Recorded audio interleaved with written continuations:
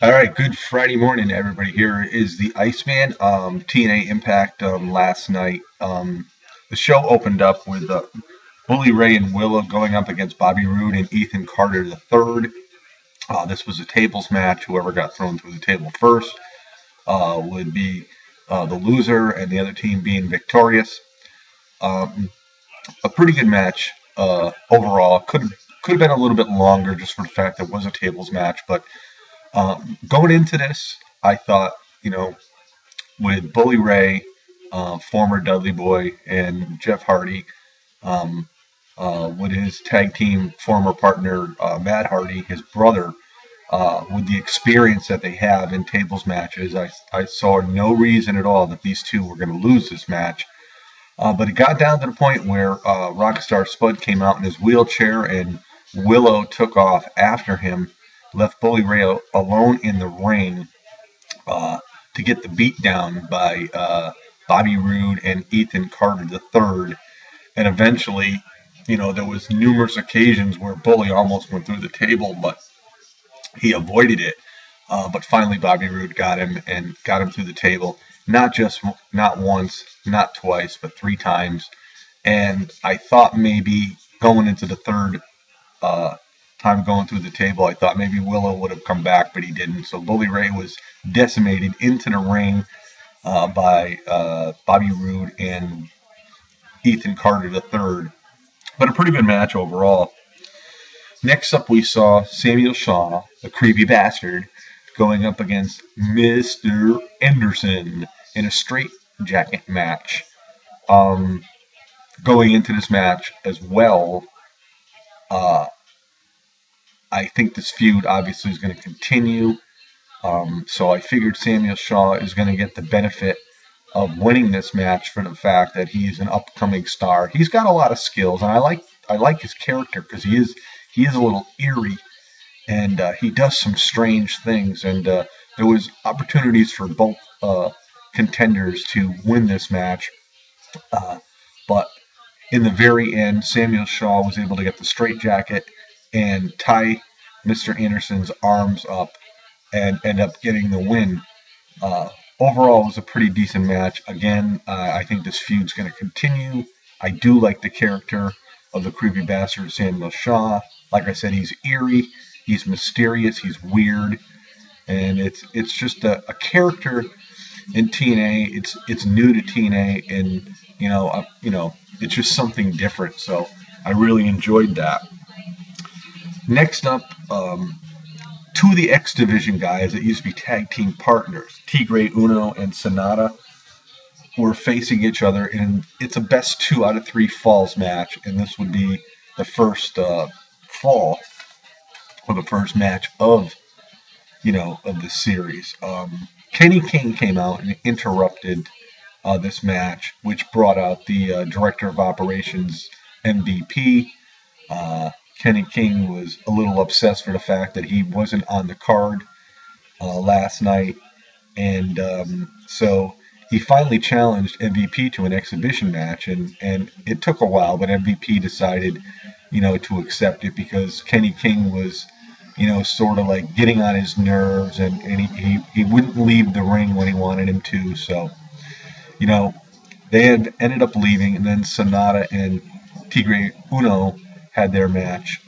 Like I said, two former tag team partners, X Division guys, and they had a pretty good match with Sonata getting the victory at the very, very end of the match. So not a bad match overall. So um, we saw a segment with Magnus.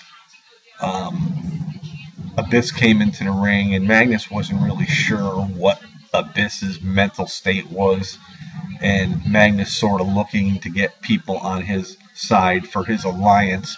So in the Four Corners match later on last night, that Abyss would be on the same page with Magnus, and before they left the ring, Magnus gave Abyss a hug and told him that he loved him, and Abyss was like, he didn't know what to think, but I think, at this point, Magnus figured that he got Abyss right where he wanted him, And so he wasn't really worried about going into the Four Corners match later on with Samoa Joe uh, and Eric Young along with Abyss. So not bad.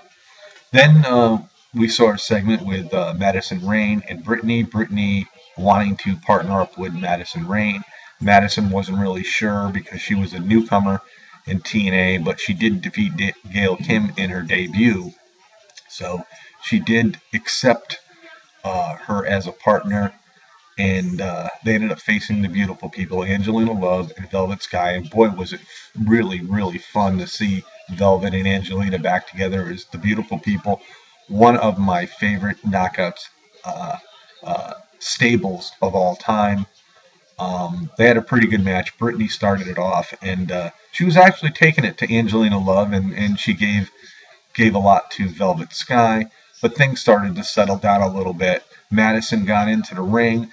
Um, there was a beatdown on Madison, and Brittany tagged herself in for Madison, and Madison just looked a little in disbelief. But as the match went on, the experience of Velvet and Angelina Love was too much for Brittany, and she ended up taking the pin, and the beautiful people were victorious. But it was great to see the beautiful people back together again. Velvet and Angelina Love, unbelievable. Next up, we had the exhibition match with MVP and Kenny King. Actually, if this was a regular match and it gave it a little more time, this would have been a super match. I mean, I like Kenny King. I think he's a great talent in the ring. I was sad to see him leave. It was a month or so after he defeated Rob Van Dam last year for the X Division title, and then Kenny King lost, and then all of a sudden he just disappeared.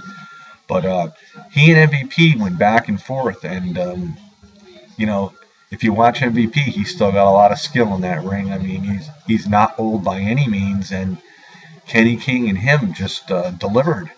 And it got to the point where it was more than an exhibition. It was like, each one wanted to prove who was better over the other. Kenny King got the last laugh, though, on MVP and walked out of the ring.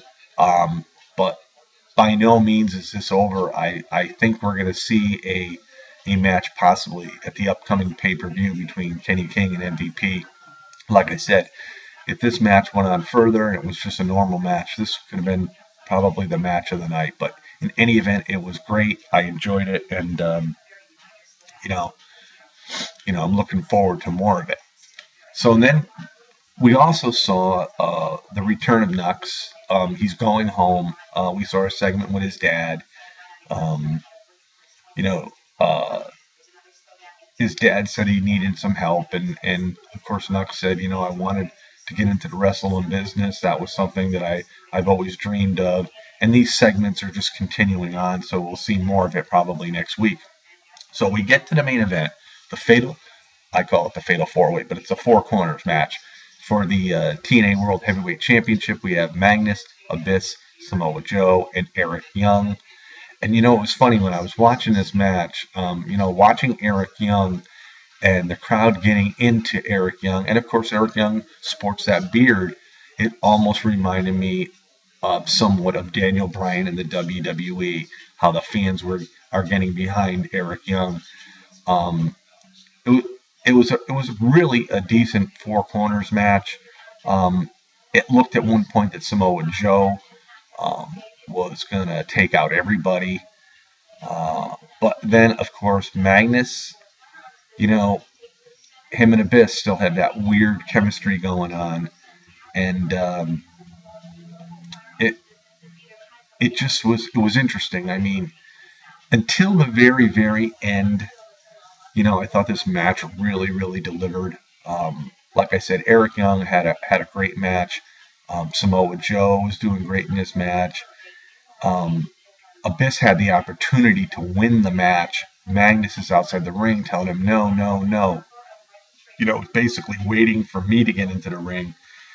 And Magnus ended up getting the pinfall and retaining his TNA World Heavyweight Championship. But this Four Corners match was was very good. I thought it delivered. Um, and it's sort of funny because Magnus, prior to the match, wanted Ethan Carter the third to have his back. And, it's funny. We're seeing Ethan Carter, you know, in a little different light.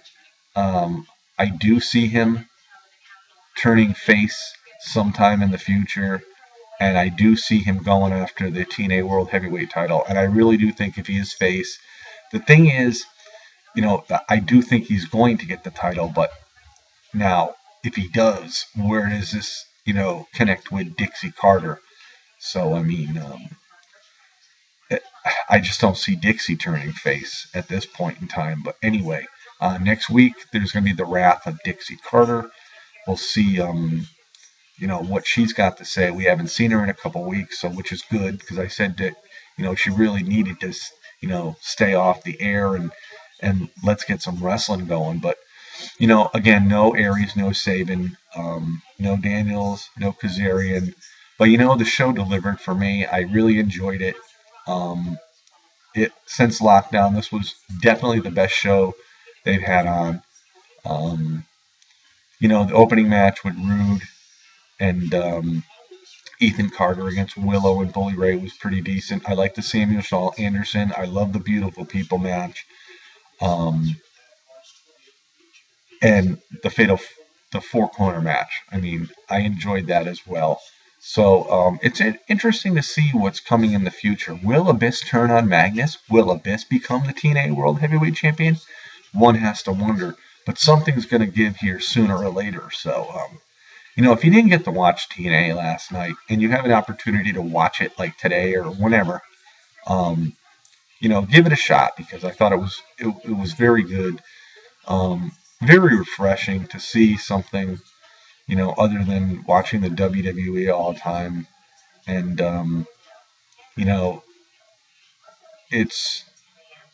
it's starting to pique my interest once again to boost my interest back into the world of professional wrestling, which I've been down on for a while. So, anyway, I enjoyed it.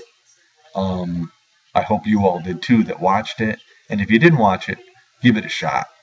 It was a very enjoyable show, and if not for the fact that Velvet and Angelina Love teamed up again, brings back many memories. So enjoy your Friday, guys. Peace out, and we'll see you next time. This is the Iceman.